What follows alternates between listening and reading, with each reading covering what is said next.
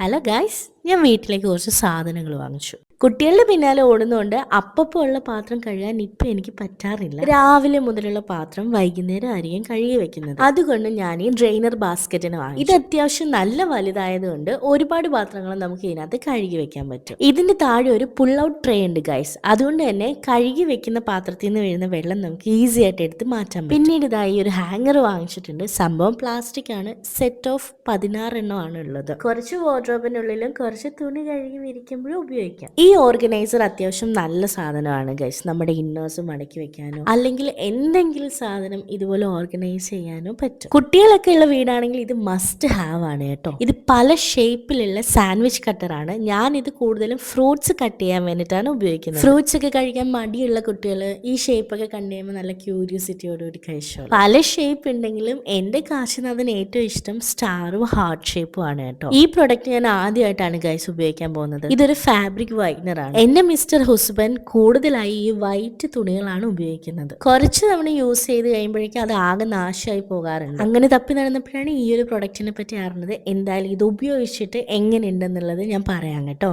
ഈ വീഡിയോയിൽ കാണിച്ചിട്ടുള്ള എല്ലാ പ്രൊഡക്ട്സും ആമസോണിൽ നിന്നാണ് പർച്ചേസ് ചെയ്തിട്ടുള്ളത്. അത്രേ ഉള്ളൂ guys video. Tata bye bye, see you soon.